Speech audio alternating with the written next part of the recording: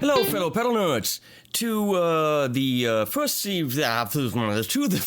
video in the series of the brand new TC pedals, whatever they're called. I call them the Tank series because they're seriously like tanks. I don't know if they have a name. We don't care. We're gonna check out the sounds. Coffee, please. Go get coffee. I will try to keep these videos short and sweet for you. Whatever that means in my world, probably, I don't know, an hour only per video or something. Who knows? Let's see. So, first one in the series is the Rush. I'm gonna try to keep as much of my opinion out of this part, get right into it, and then I'll tell you at the end what I think. These pedals, to give you an overview, if you haven't seen the unboxing, they're all top-loaded, so we have the ins and outs and 9V on top. It says 100 milliamps on every single pedal. That is not really true. Every single pedal will run with 100 milliamps without a problem, but some of them actually take way less. Like the Rush, that's right now being tested, only takes or needs about 15. A friend of mine talked to Tore, and Tore said about 15. So this is a safe milliampage. It would be very nice if they actually, gave us the real one so we can plan our boards better. We have rubber feet at the bottom that you can peel off for the Velcro. We have two U-shaped pieces of metal. These are super sturdy. They're quite a bit heavy. Very, very big-ass knobs on them. Simple analog pedals for the exception, of course, the digital delay and probably the reverb. A soft, clicky switch. It doesn't go click, click, click, click. To give you an idea of the size, those are the hammer-shaped TC pedals. This is the size difference right there. Okay? Right there, the size difference. They're definitely a little bit bigger. The nice thing about them is because of the top-loaded ins and outs, you can actually put them right next to each other on your board. You could have all of them right next to each other, and they do save space doing that. We're going to start our series with low gain to high gain drives, and then we're going to go into effects. Lowest gain is of course the one that's only a 20 dB boost, which is the Rush booster. It does nothing other than give you more volume. So what we're going to do, because I was going to say blessed, but I don't think I am. I am lucky enough to now be friends with Peter Ahrens from AMPETE, who got me the AMPETE 88S switcher, which means I can actually have 8 amps on at the same time and switch between them. And for a booster, that is of course killer. We can actually see how the amps react to it without doing lots of different cabling. And we're going to do this. But the first thing we want to see about a booster is the following: raising the volume of our signal, meaning we're going to put it in the effects loop.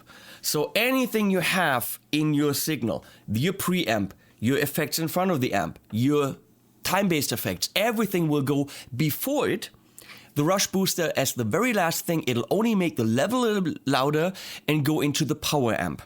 Therefore, you can use it as a volume boost in live situations. In a studio situation like here, it is difficult because I'm going into the Torpedo Studio as my cab, and I of course have it set up at a good level. If I now raise the level, I'm going to go into distortion. So with a speaker, this is not going to be the case, but to demonstrate it in a YouTube video in terms of raising the level is going to be difficult. We'll try it anyway. The other thing is, if you're dealing with a tube amp, pushing the power amp more, depending on what amp you have, the more watt you have, the more stable it will be in terms of your headroom and distortion. But if you have an amp that actually takes the power amp into the sound forming as well, so a lower wattage power amp, you're going to distort the power amp. So it's not going to be a super clean boost because you're pushing the power amp harder.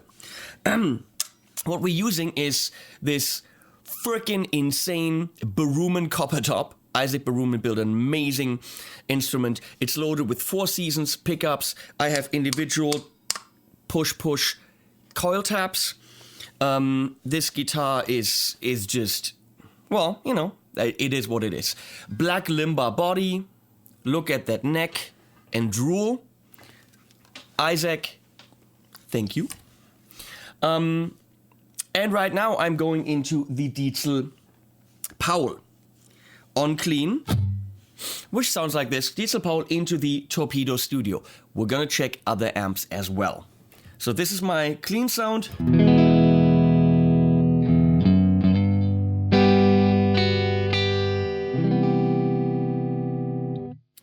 Neck pickup in single coil. Now, here we have the Rush.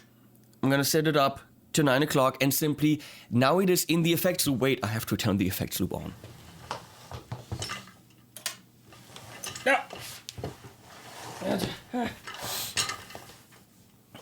I dropped my pick. Here we go. Now we go. Doesn't affect it in any way.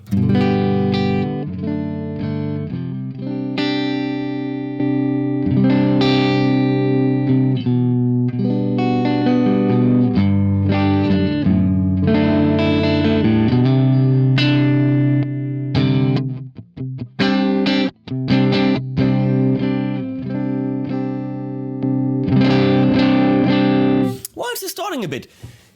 Is that the booster? Well, it can't be. It's just adding 20 dB boost. So I think what's happening is the amp is reacting, the power amp is reacting to it. I'm pushing the power amp harder. So just using it as a volume boost, it really depends on your setup and how your amp reacts to a higher output from the effects loop, or input into the effects loop.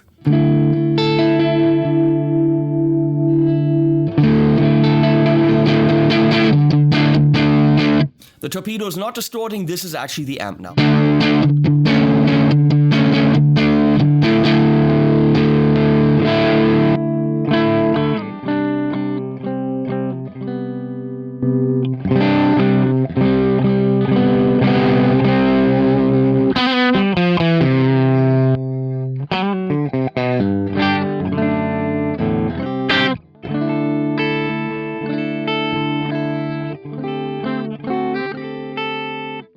So there you go. We don't really hear a major volume boost because, again, it is a studio situation.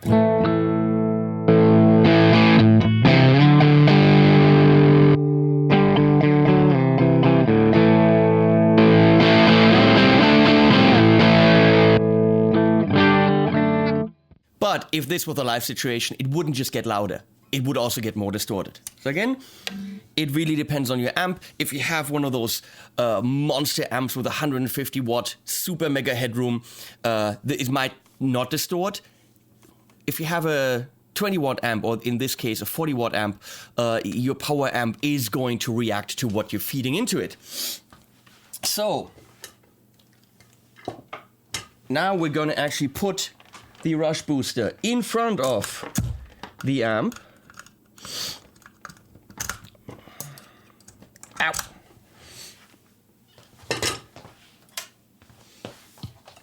I apologize for my sniveling. I am still sick. That China flu kicked my ass. So now we are actually in front of the amp, going straight into the clean channel of the Diesel Pole.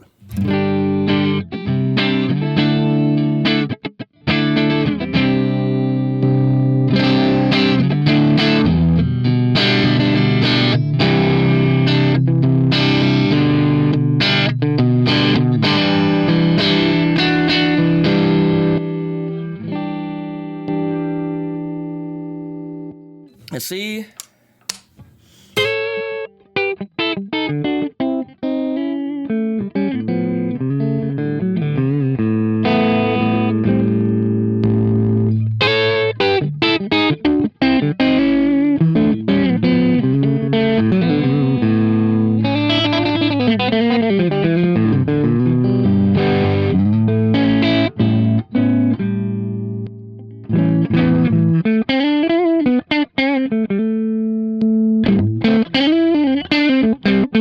Let's see what we can do with this clean channel.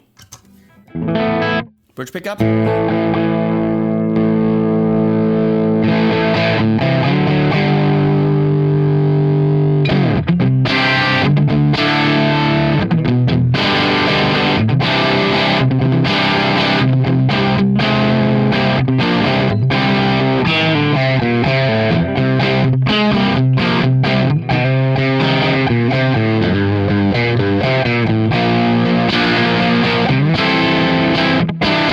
compressing like crazy, of course, because we're pushing the clean channel with an extra 20 dB.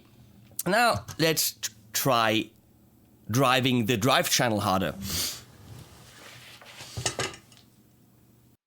So we're now in channel 3 of the digital Powell, and we're in the bridge pickup position, and let's see what we can do.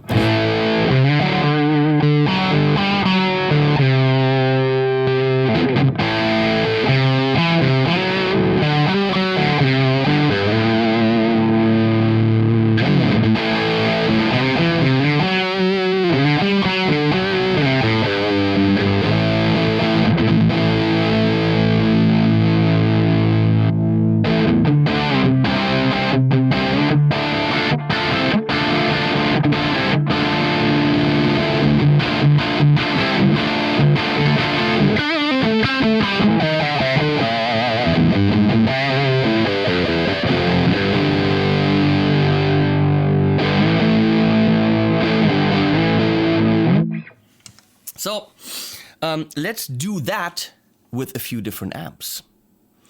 I have the digital Powell. We're gonna go back to clean.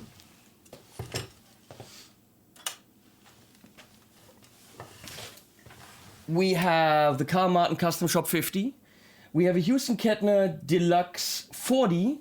We have the Vox AC 30. And we could, let's see.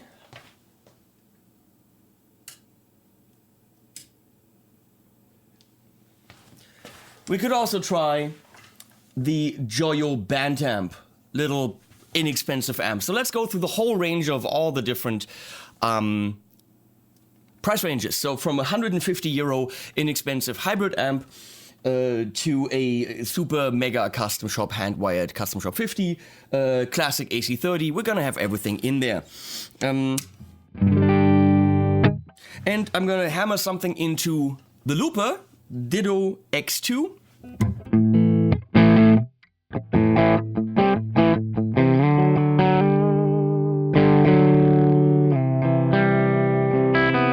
Let's do that. We're gonna stay in the bridge position. Let's just do just that.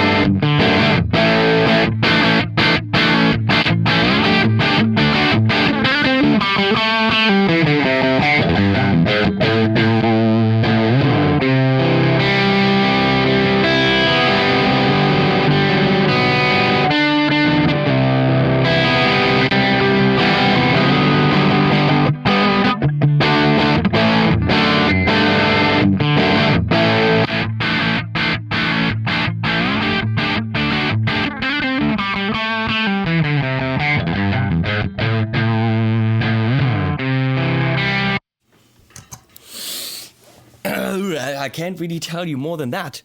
Very, very clearly, it depends on your amp.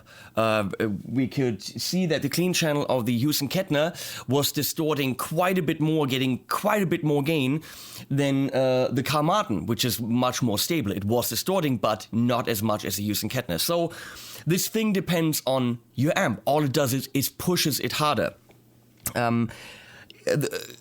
So that's it. That's what it does. Technically, it shouldn't add any sound. The sound comes from how your amp behaves with more dB at the input.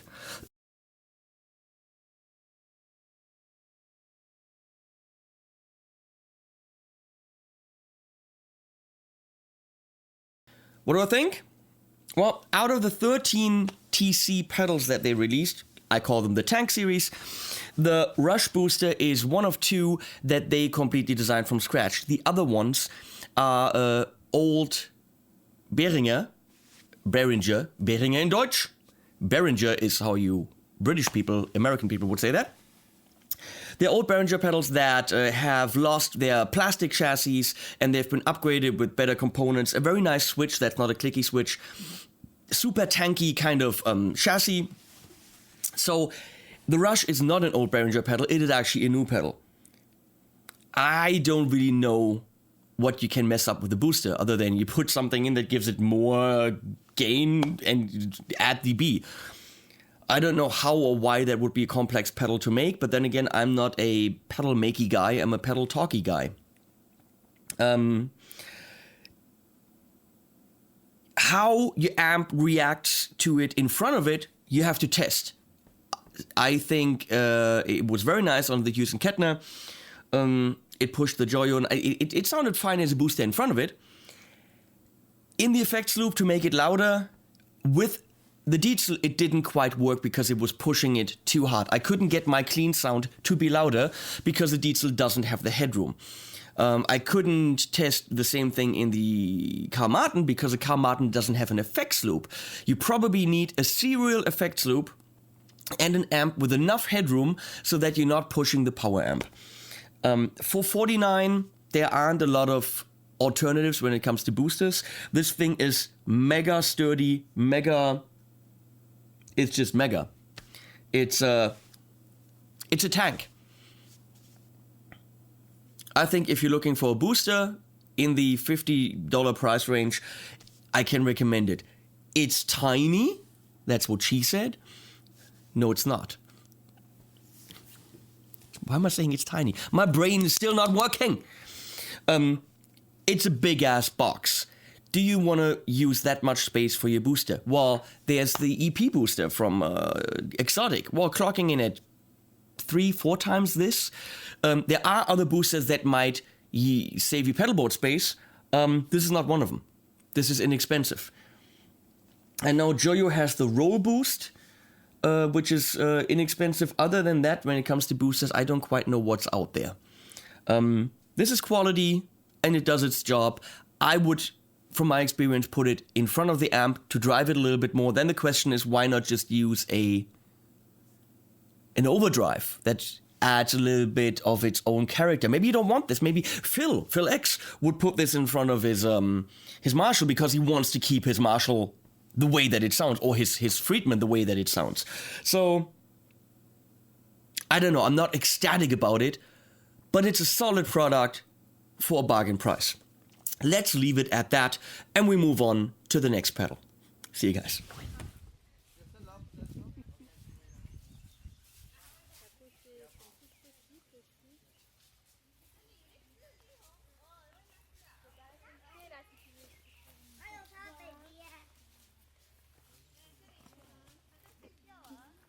Are you falling asleep?